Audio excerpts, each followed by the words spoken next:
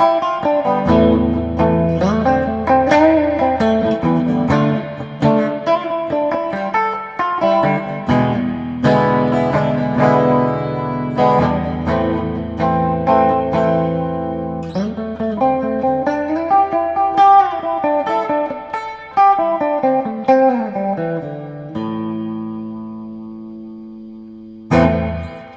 howdy gang, Jeff from G's Gear here with a very sweet 1966 Silvertone model 1488.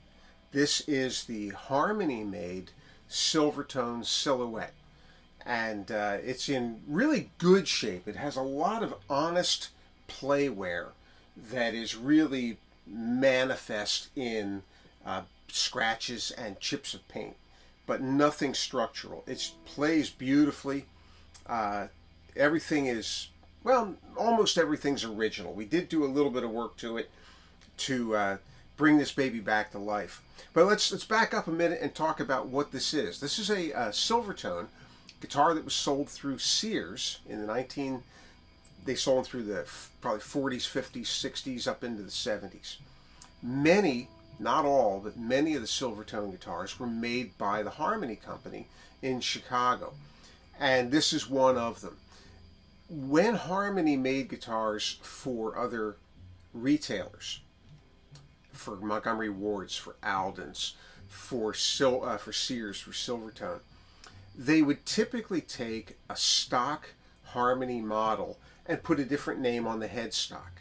Sometimes they would change the color of the guitar to distinguish it from the Harmony one, but effectively they were the same. Not so with this. This is a 3-pickup guitar, and the Harmony branded silhouettes were only 2-pickup. So this was the only way you could get this one, was from the Sears and the Silvertone line. So solid body, 3 de-armand silver foil, same as the gold foil, but with silver foil pickups, and a series of selector switches that give you 7 different options on your pickups. So we'll talk about that, I guess, right now. The switches essentially are mute switches, everything off, or you can have a pickup on,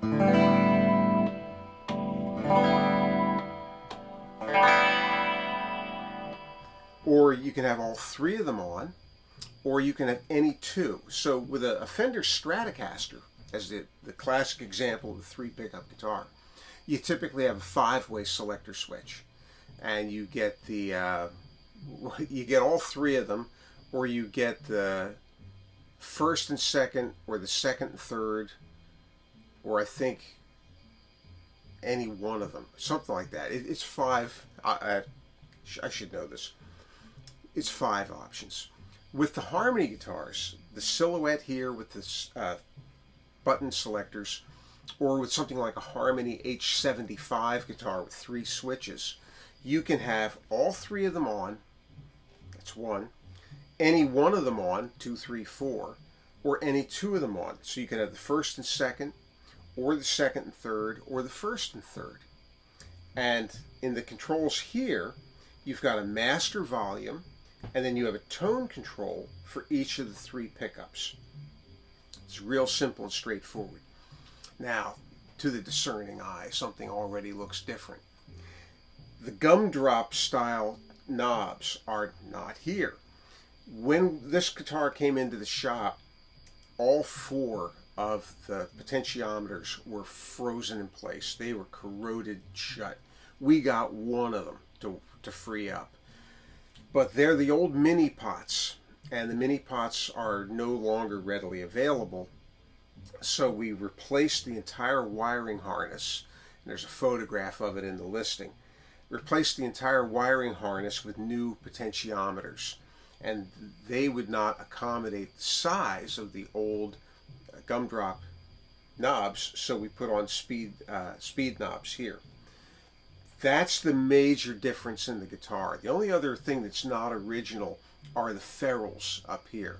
It only had 4 of them when it came into the shop, so we got a new set and replaced all 6. Other than that, the guitar is completely stock, and it sounds pretty smoking. Among the pickups, we're always trying to be transparent here. It's in the listing as well. The bridge pickup has a lower output at this point than the neck and the middle pickup. I think that it has to do with the fact that the strings continue to rise as they come to the bridge, and there's just more space. A pickup riser elevating that bridge pickup is probably all you need.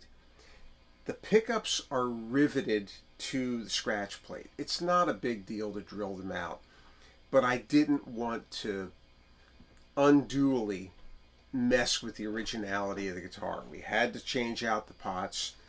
That's kind of a wear and tear thing to be expected over time, but I wanted to keep the rest of it as original and as stock as I could. So the next owner could elect to put a pickup riser under the bridge pickup, raise that up a bit. That being said, there is plenty of bite and sparkle out of the neck pickup and the middle pickup. And what I find is that the bridge pickup blends in just a little bit of high-end shimmer.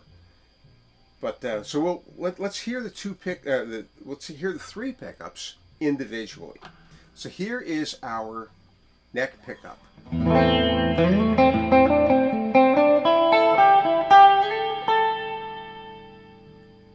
We'll take the tone all the way down to nothing.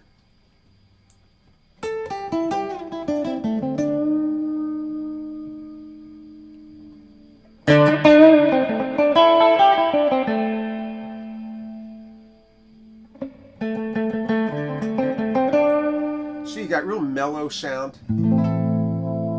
But even just with the neck pickup, you got a nice bite to it. Also, remember that a tone control is a volume control. It's just sort of a selective volume control. It rolls off the high end. The default position always is full on. And a potentiometer, all a potentiometer does is it cuts. It either lowers the master volume output or it lowers a portion of the high-end tone, leaving the low end to pass through. That's the function of the capacitor in a tone control. So when you have your master volume set and you adjust a tone control, you're rolling off the highs,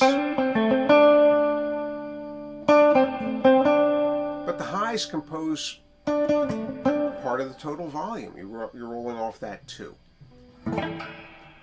Here is our middle position pickup all by itself. A lot of bite, a lot of high end.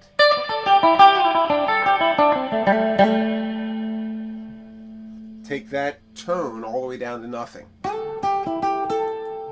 and blend it in.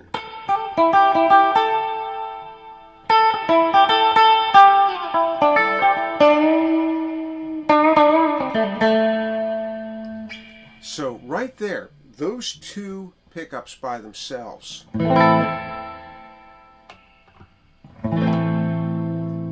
between the 2 of them, that's again neck only, middle only.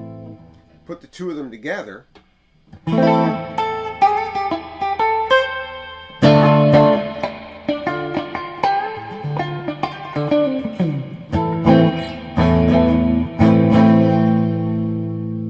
we've got a really nice fat sound coming out of this thing. So now here is the bridge pickup by itself.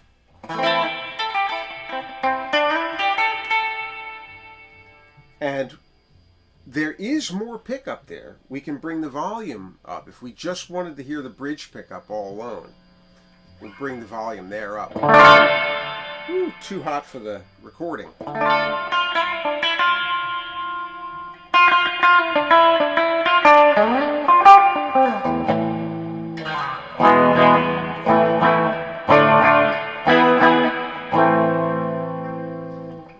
of grit, a lot of brilliant high end.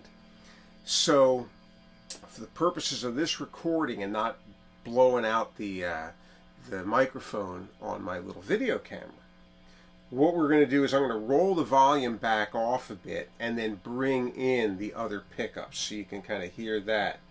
So we'll bring this volume back down. This is still just the bridge pickup.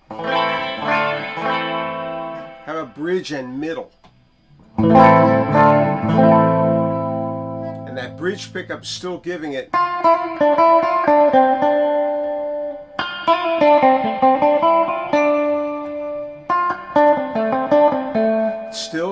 a little extra presence. We'll take the bridge and the neck pickup.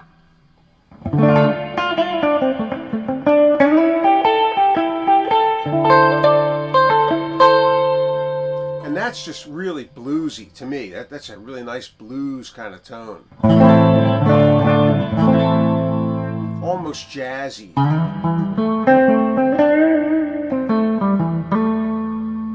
Put all three pickups together.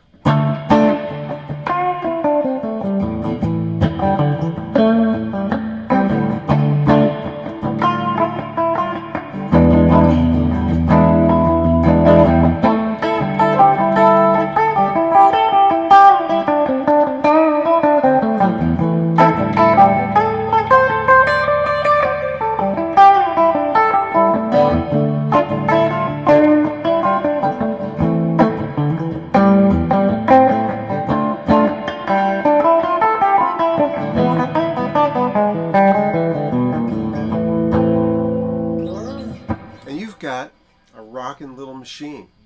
So this is here at G's Gear at reverb.com. As I like to say, it's here today. I don't know how long this one will last. This is kind of a player's, I think of it more as a player's grade guitar. I say this, I like to tell you about my own, kind of personal predilections towards guitars. I like my guitars to be pristine. I'm really obsessive, compulsive, anal retentive about that. I like these things to be just right. And so this one's got wear and tear. This one's been out on the road. It's dated March 31st, 1966. It's stamped on the back of the scratch plate.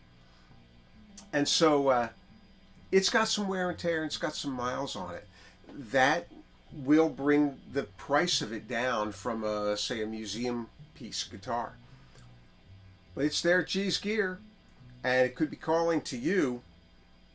Great old Silvertone, 3D Armin pickups, new wiring harness, new ferrules.